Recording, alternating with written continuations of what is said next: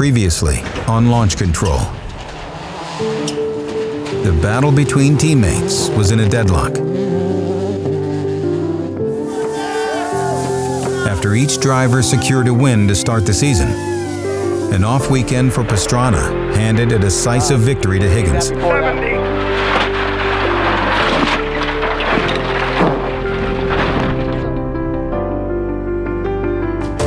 Meanwhile, after an extended test program through the spring, the Rallycross team started their event to find out where they stood alongside the GRC regulars. We're running great. We're battling like little gremlins that everyone else is battling that are bettering our racing. Now with 2 events under their belt and almost a month to make improvements, the team is poised to take another step forward.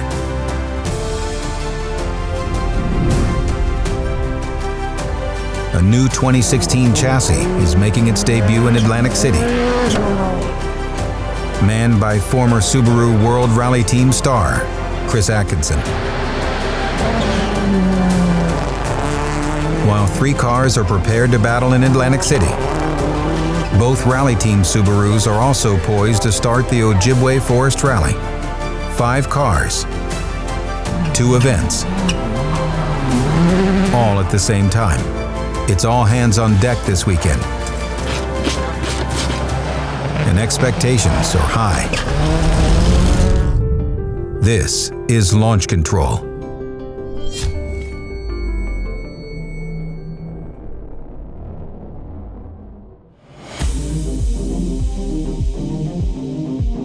It's been a few years since Subaru Rally Team USA has had 5 cars in action at once.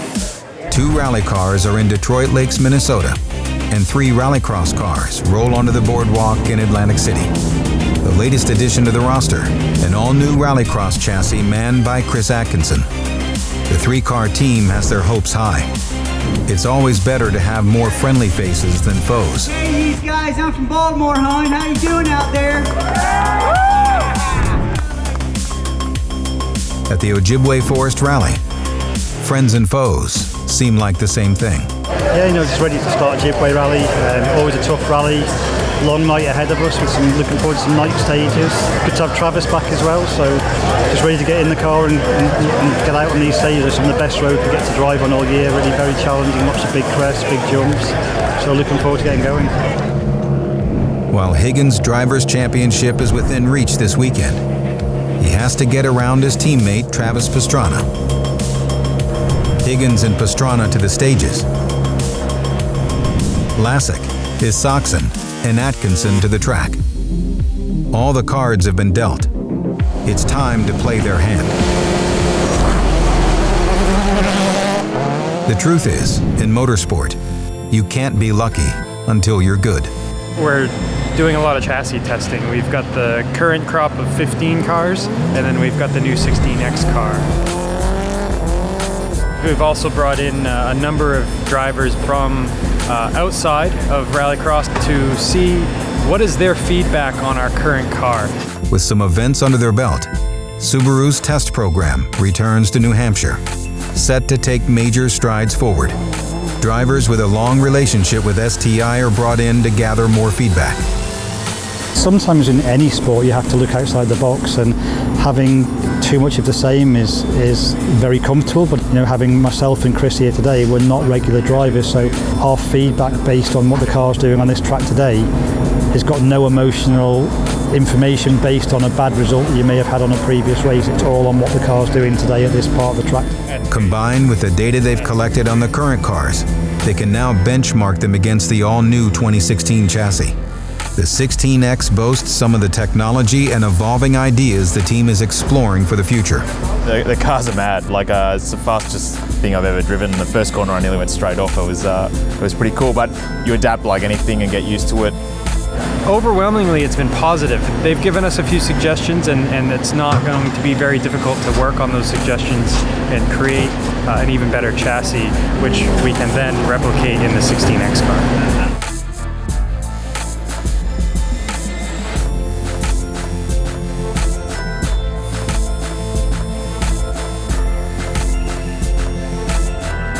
Incremental improvements are all part of developing a surefire contender.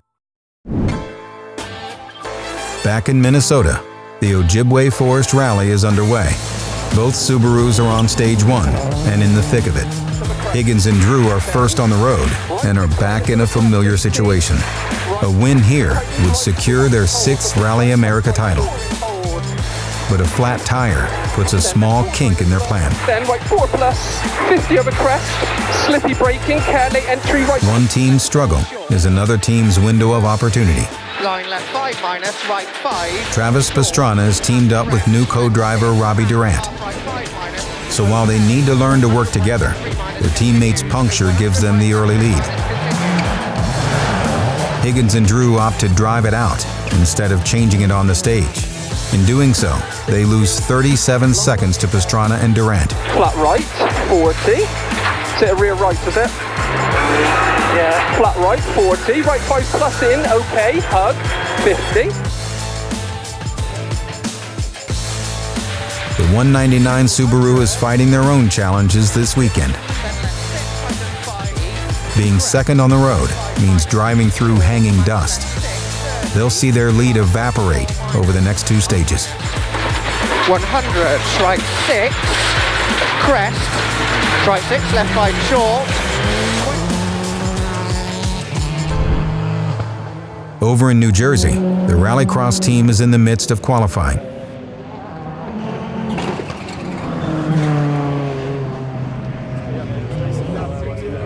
I think we qualify somewhere around top 6. We should be pretty happy. We just got to get a good clean lap together. That's going to be the trick for me. First time on new tyres, in this car really attacking, so a lot to learn.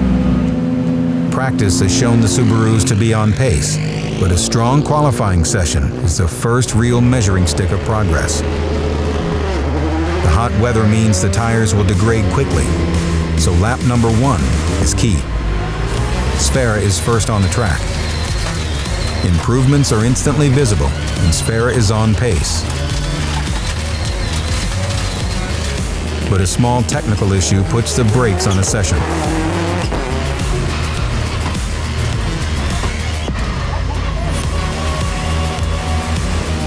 Next up is Bucky.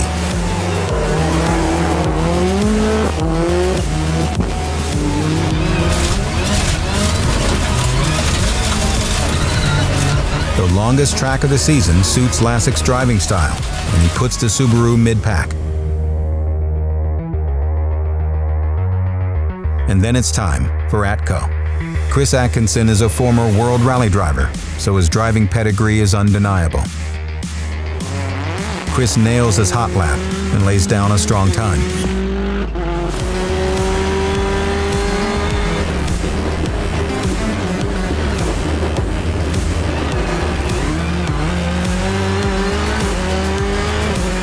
With the top qualifiers all within a second of each other, it's anyone's guess.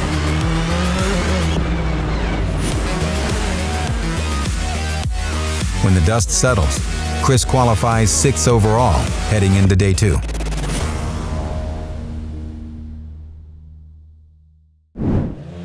Day 1 is done in Atlantic City, but the rally is still going strong. Both Subarus arrive at service before the long night stages. It certainly wasn't the start we'd intended on. A bit of a disaster for the first one, but then we got it repaired quickly, got into the next stage and just set about trying to make the time back and see how it goes from there. First set was okay. David gave us a real good flyer. That was nice when we did a flat in the first stage. So we're down by 2 seconds after the end of 3, but it was tough because it was in the dust, and now we're going to be in the dust at night. We're going to be blind for half of it. They had a right rear puncture. They drove about 7 miles out on it. Minor damage here, no big deal. Nothing wrong with the car really. Travis is a bit stuck in dust, as you can see. So it's not clogged the air filter, but it's probably about 50% efficient at the minute. With light pods mounted, they return back into the night. 5, 4, 3, 2, 1. Go, right 2 plus long, right over 100. For Higgins and Drew, the darkness is a weapon in their arsenal. Left 4 minus nips. They know they have the ability to take serious time over their competition. They trust their notes and drive to them better than anyone.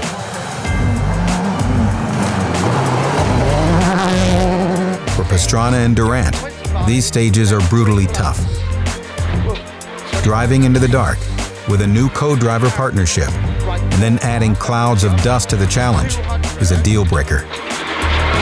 Crest and crest to left 5 plus, late, long, repeat crest and crest to left 5 plus, late, half 3 plus, don't cut left 4 opens, over crest 70. They bleed time and fall back over a minute and a half to the leaders. Long and it tightens. Today just wasn't their day. They did a good job. I don't know, this is one of the worst stages I've driven in years. Day 2 at Global Rallycross is the important day. With qualifying behind them, the focus turns to the main event. We've still got some work to do to catch the front guys, but at least we're in the mix now. You know, we're not miles away and we know some areas we can work on, so it's encouraging. And now we go racing, see what happens. For Sverre and Bucky, today is about rebounding. They'll have to make the best of their grid positions.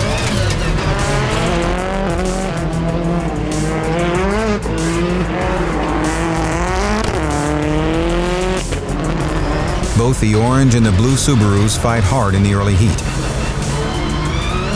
It's a challenge to protect each other while fighting for position.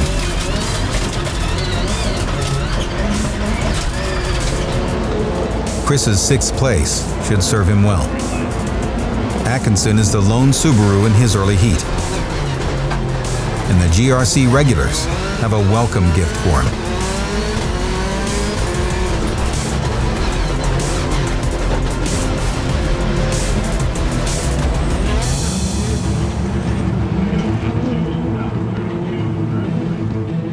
In the semifinal races, Sverre's great start has him running up front. He sits 3rd after turn 2.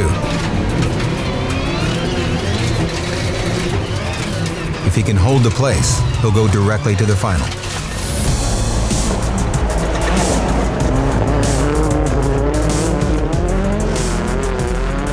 But when a competitor's car suffers a mechanical, a red flag is called, and all the progress made by the number 11 Subaru is lost. Bucky and Chris share the other semifinal. Both take off the line in great form. Bucky tucks behind Atkinson until he gets a real surprise. The tires don't do any damage, but they've taken him out of contention. Chris, on the other hand, is in the mix. He's down in 5th, but with some steady driving and a slick move on the jump, Chris moves to 3rd and straight into the final. Checkered flag. All right, back her down here, pull left at the end of the straightaway. Good job, bud. Cheers, man. Same. Good job. In Detroit Lakes, Day 2 of the Ojibwe Forest Rally is kicking off. David and Craig hold a strong lead going into the day, but these roads are full of surprises. Go 50 left 5 hold and crest 7 right 4 long. 4 long over rocks 40, flat left then care, slippy braking crest 7, slippy right 3 long don't. The team takes a conservative strategy, knowing they have over a minute in hand.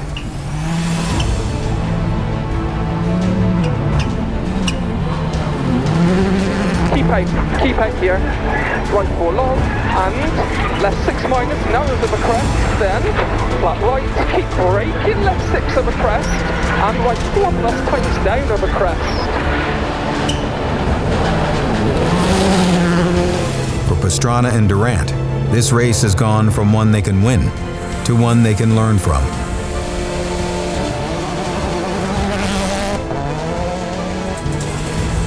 They would need a miracle to get back into the hunt for the win, so they're concentrating on improving their work in the car and building their chemistry. Already with just 1 day under their belt, you can see the improved teamwork. But as you push closer to your limit, the limit becomes harder to see. A surprise corner catches them out. Oh. You okay? I'm okay. I'm so sorry, man. In Atlantic City, the last chance qualifier is locked and loaded. 2 Subarus versus 3 Hondas and 2 Fords. Everyone wants to make the final, so the first corner mayhem is expected. Stay on the Honda, cars are outside. Stay clean, stay clean. Sverre takes the majority of the hits, but comes out unscathed. Car outside, drop it behind Sverre, there you go. A quick thinking call by Bucky sees him dip inside to avoid the mess. By turn 2, Sverre holds second and Bucky third. Stay behind Sverre, stay right with Sverre.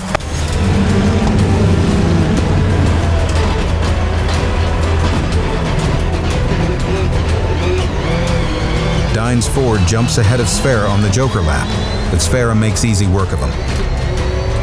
These are the cars they struggled to beat earlier this season. Proof their hard work is paying off. The 4-lap race goes quickly, and the Subarus both advance to the finals.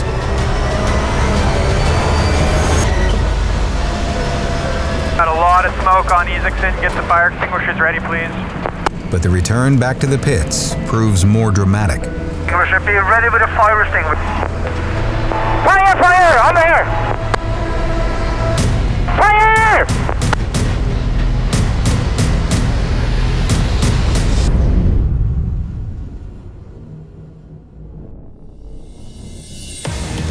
Next time on Launch Control.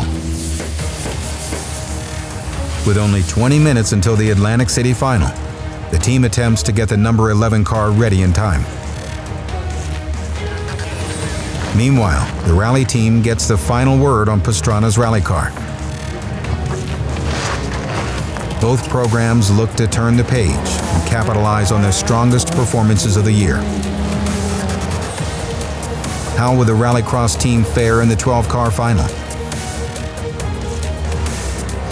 Can Higgins and Drew lock down their 2016 Rally America Championship title? That's next time on Launch Control.